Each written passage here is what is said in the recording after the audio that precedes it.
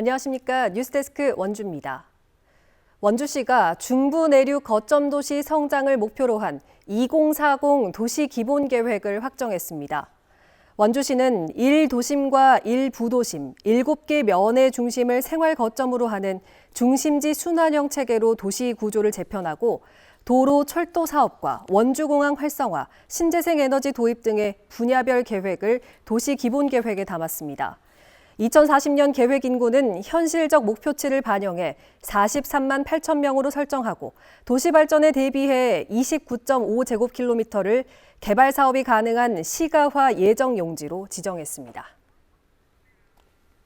민간공원 특례 사업으로 추진한 원주 중앙근린공원 2구역 조성 공사가 마무리됐습니다. 중앙근린공원 2구역은 1,142억 원의 민간 자본이 투입돼 무실동과 명륜동, 판부면 서곡리 일대에 26만여 제곱미터 규모로 조성됐고 어린이 도서관과 잔디마당, 둘레 숲길, 자연 놀이터, 숲체험 데크, 주차장 등을 갖췄습니다.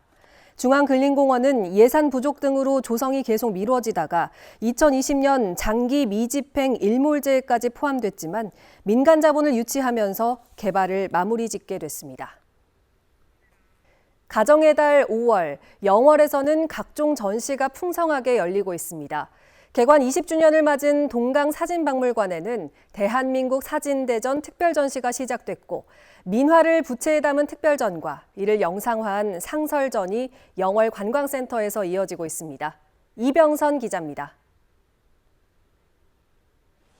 어느 쇼핑몰 앞에서 저마다 악기를 끼고 열창하는 버스커들. 이들의 노력이 무색하게도 길을 지나는 사람들도 쇼핑몰의 마네킹도 광고 사진 속 모델마저 이들에게 눈길을 한 번 주지 않습니다. 이향용 작가의 작품 그들만의 버스킹입니다. 밤하늘 별을 따다 새겨놓은 검은 눈으로 낯선 이의 카메라에 적개심 대신 흥미를 보이는 드럼통 속의 새 아이. 회화와 사진 어딘가를 유영하는 이 작품은 김금자 작가의 호기심입니다. 예술지향적인 작품을 주로 전시해온 동강사진박물관이 개관 20주년을 맞아 국내에서 가장 권위 있는 사진 공모전인 대한민국 사진대전에 올해 수상작들을 모아 전시하는 특별전입니다. 예쁜 사진들 또는 색감이 좋은 사진들 그리고 다들 여행 같은 것들 많이 다니시니까 다양한 주제를 아우를 수 있는데요. 우리 대중적으로 어떤 사진들이 트렌드인지 그런 것들을 확인할 수 있는 전시가 될 것 같습니다. 부귀영화와 장수를 상징하는 모란이 한 폭의 부채에 가득 담겼습니다. 재액을 쫓아내는 수호신이자 벼슬길을 상징하는 닭도 빼놓을 수 없습니다. 전통적인 민화의 단골 소재들을 부채에 담아 실용성까지 강조하는 민화 부채전은 이정옥, 임혜자 두 작가의 작품으로 전시실 2곳을 채웠습니다. 두 작가의 특별전은 오는 8월 말까지 영월 관광센터에서 열립니다.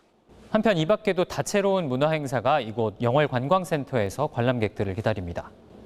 민화가 3면의 파노라마는 물론 바닥까지 영상으로 펼쳐집니다. 원색의 아름다움은 전통 민화를 넘어 영상의 시대에도 충분히 매력 있는 화면으로 탄생했습니다. 가족 단위 체험객에게 인기를 끄는 상설 전시 꿈의 정원과 더불어 정조의 화성 행차를 실감 콘텐츠로 만든 왕의 행차 백성과 함께하다가 연말까지 관람객들을 찾아갑니다.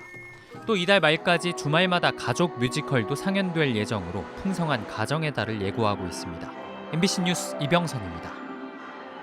김문수 국민의힘 대선 후보의 배우자 설란영 씨가 오늘 원주와 강릉, 평창을 돌며 유세 지원에 나섰습니다. 설 씨는 오늘 오전 원주 구룡사를 시작으로 강릉 중앙시장과 차문화축제장을 방문해 강원권 유권자에게 지지를 호소했고 이어 평창 진부 월정사로 이동해 종교계 인사 등과 만남을 가졌습니다. 설 씨는 지난 25일 춘천에 이어 이번이 2번째 강원권 방문이며 첫 방문 당시 강원도를 위해 필요한 건 뭐든 이루어주는 도깨비 방망이라도 있었으면 하는 심정이라며 강원에 대한 애정을 드러내기도 했습니다. 대선을 앞두고 원주에서 선거 벽보 훼손이 잇따라 경찰이 수사에 나섰습니다. 오늘 오후 원주시 단계동 한 아파트 단지 앞에 부착된 선거 벽보에서 더불어민주당 이재명 후보의 눈 부위가 찢어졌다는 신고가 접수됐고 오늘 우산동에서도 대통령 선거 벽보 훼손이 확인돼 경찰이 현장 감식을 진행하는 한편 용의자를 추적하고 있습니다. 선거 벽보나 현수막 훼손 행위는 2년 이하의 징역 또는 400만 원 이하 벌금형에 처해질 수 있습니다. 어제 춘천에서 다리 난간을 보수하던 60대 작업자가 추락해 다치는 사고가 발생했습니다. 중대재해 사고로 안타깝게 목숨을 잃은 사람이 강원도에서만 최근 3년 동안 85명에 이릅니다. 보도에 김준겸 기자입니다. 다리가 폭격을 맞은 듯 부서져 있습니다. 어제 오후 3시 30분쯤 갑자기 난간이 무너져 내렸습니다. 사고 발생 전날 난간에서 다수의 균열이 발견됐고 다음 날 보수 작업 도중 붕괴된 겁니다. 이 사고로 작업자 62살 양모 씨가 넘어져 발을 다쳤습니다. 신촌 2교 사고 현장입니다. 사고 당시 붕괴된 이 난간이 산책로를 덮쳤는데요. 만약 보행자나 작업자가 있었다면 더 큰 인명피해로 이어질 뻔했습니다. 평소 다리와 산책로를 이용하는 주민들은 불안을 호소합니다. 대단히 큰 대형 사고로 이어질 수 있었던 그런 것 같습니다. 그래서 앞으로는 공사라든가 시설 하시는 분들께서 좀 안전에 최우선적으로 하셔가지고. 홍천 국토관리사무소는 다리 아래 산책로를 통제하고 교량 난간에 대한 안전 대책을 마련하고 있습니다. 사고 구간의 도로 이용자 안전 확보를 위해 피드럼과 경광등을 설치하였고, 그리고 향후 교량의 안전 대책을 마련하기 위해서 정밀 점검 업체에 점검을 시행하고 있습니다. 지난달 30일 평창에서는 72살 작업자가 지게차 포크에 끼어 숨졌습니다. 2022년부터 지난해까지 3년간 강원도에서 발생한 중대재해만 82건. 이로 인해 85명이 목숨을 잃었습니다. 중대재해처벌법의 처벌 규정이라든가 아니면 산재 예방에 대한 사업주의 의무 조항들이 훨씬 더 강화되어야 한다고 생각을 합니다. 고용노동부가 공사 현장을 대상으로 매년 집중 안전점검과 감독에 나서고 있지만 산업재해와 중대재해는 계속 발생하고 있습니다. MBC 뉴스 김준겸입니다. 원주시가 기업하기 좋은 여건을 마련하기 위해 공장 용지 안에 조경 의무 면적 규제를 완화합니다. 원주시는 지난 16일 개정된 원주시 건축 조례에 따라 연면적 2,000제곱미터 미만인 공장은 조경 조치 의무가 면제되고 2,000제곱미터 이상인 공장은 조경 기준이 기존 대지 면적의 10%에서 5%로 완화된다고 밝혔습니다. 이번 조치로 공장을 신축 또는 증축하는 등 부지를 활용하는 데 있어 기업들의 부담이 크게 줄어들 것으로 기대됩니다. 한우의 고장 횡성에서 영세 농가를 지원하기 위해 시작된 송아지 릴레이 기부 운동이 마무리됐습니다.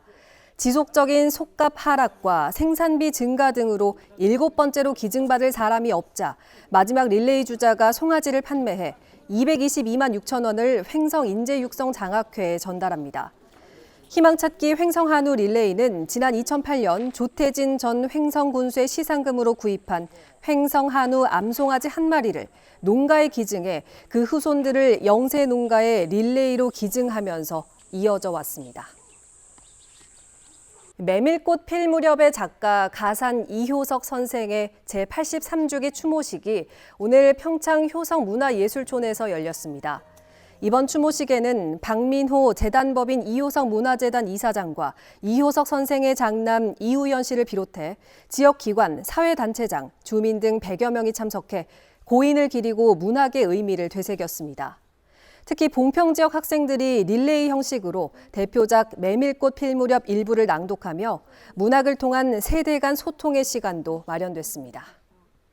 강원도 교육청이 주최하는 원주권 대입 진학박람회가 내일 원주 진광고등학교에서 개최됩니다. 낮 12시부터 오후 5시까지 진행되는 박람회에는 전국 60여 개 대학이 참여해 상담 부스와 고교생 맞춤 상담, 모의 면접 부스 등을 운영합니다. 특히 현재 고1 학생에게 적용되는 2022 개정 교육 과정이 2028학년도 대입부터 반영되는 만큼 변화된 대입 전형에 대비한 특강과 모의 면접도 진행합니다. 지금까지 뉴스데스크 원주였습니다.